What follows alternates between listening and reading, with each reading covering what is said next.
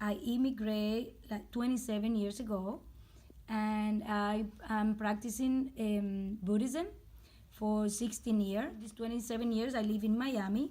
I immigrate from Cuba because the system, the communist system, and the poverty. But through the years and through my Buddhist practice, I believe that everything is coming from our own life, and we have the power to change our destiny and to change any situation, because Buddhism is based on belief that you can achieve anything, you can change your life, but within yourself. Everything we create everything through our cause that we make. That is called cause and effect. All these years I learned how to respect myself, to believe in myself, to but also to believe in everyone, in other people, and I create this amazing life. Talk about like how like when you left Cuba, where did you go? Well, I escaped in a boat. I stole a boat from the government, so I came to one of the islands in the key, and we get into, we call the immigration, and we stay in the immigration center for a few days, and then your family go and get. What year was this? This was in 1991. And how do you think the Buddhist culture has changed you personally? It has changed in every single way of every aspect of my life, because like I said before, Buddhism is a practice that you live it. You live the practice. You live your religion. You act what you learn and you study. You have to show actual proof of what you learning. It's not something mental that you just learn and you keep it for yourself.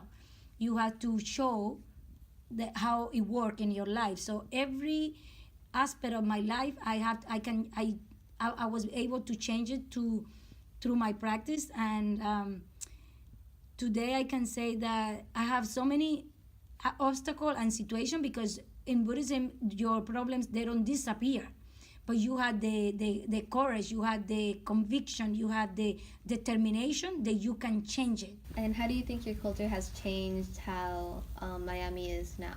Just like the religion itself. We make impact in Miami in the way that, for example, we just did in September 23rd, we got together 3,000 youth in Pembroke Pine, and we get this festival. It was set in 9 cities all over United States. We get together 50,000 youth, and to stand for the dignity of life, and that's the way I impact Miami every day.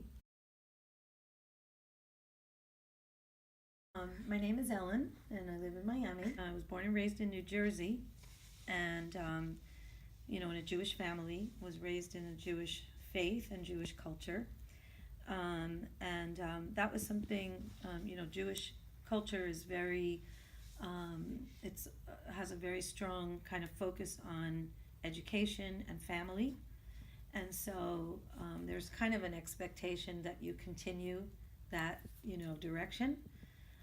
But I was always interested in kind of learning about other cultures and really understanding more about, of course, the history of Jewish culture, but also like other cultures and what the differences were. So I was very kind of seeking that, and in my early 20s, I started really reading and studying more about wanting to understand things. So I started studying different Eastern philosophies and different kinds of meditation and yoga, and I went to live in Italy for a year. And while I was living in Italy, I met 4 different women who practiced Nichiren Buddhism. And I really was very encouraged and curious about these women, because they demonstrated something I hadn't really seen before, and I really wanted to have a friendship with them. That was kind of what really motivated me to spend more time, going to the meetings and stuff. And then as I started to chant and I started to learn about the practice, I realized that it was exactly what I was looking for, because it wasn't something like a blind faith, but it was more that very practical, answered questions about why I suffered about things, why I felt insecure, why I was very judgmental, and also it made me see things about myself that I couldn't see before. And that was really important because you can't change what you can't see, you know, and a lot of times we can't see ourselves. But I think before I started practicing, like when people would try to point things out to me, I'd just be very defensive. And then when I started chanting, when people would point things out to me, I would chant about them. And as I would chant about them, I would realize there was something true in what they were saying. So then I was able to kind of really look more deeply as to what was driving that particular, you know, kind of thing that was actually stopping me from being happy. So as I was able to do that, I was able to change. And then my parents saw that I was practicing Buddhism. And at first they were kind of thought it was just like a little passing phase. But when they saw that I was more serious about it, they actually stood up very strongly and objected to my practice. But I continued, and eventually they came to see that this was an incredible organization that we belong to, and an amazing practice. And eventually my mother, my sister, and my father all started to practice Buddhism. How did practicing Buddhism affect, like, through you? How did you make it affect Miami? Well, Buddhism is all about the power of one single person. All of us affect things every day, right? Whoever we come in contact with, we're affecting.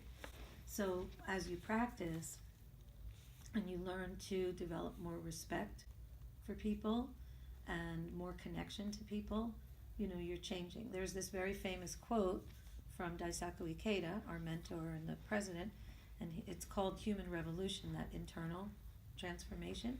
And he says, you know, the human revolution of a single individual can affect the change of a community, a society, and a world. You said you were born in New Jersey? Mm-hmm. When did you come over to Miami? I came to Miami in 1992. I was in Italy in 1991. That's where I started to practice, and then came to Miami. And what part of Miami did you come to? Miami Beach, South Beach. Where else do you go? You were talking earlier about how you don't practice things like Christmas and like Thanksgiving, but like your family does. Can you talk about how that would help?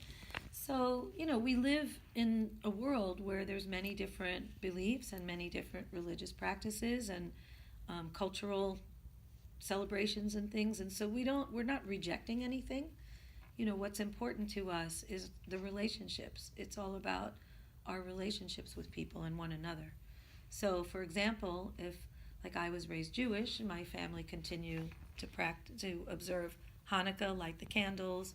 So, you know, I would continue to do that with my son through the years with my family, so that it was something that would honor my parents.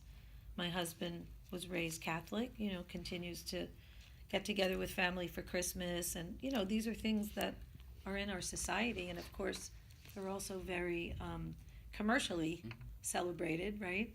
So, you know, we're part of the world. We're part of society. We're not trying to reject or do anything that creates a separation or divide. I don't necessarily go to temple for those things, but I, you know, commemorate them with my family because it's important.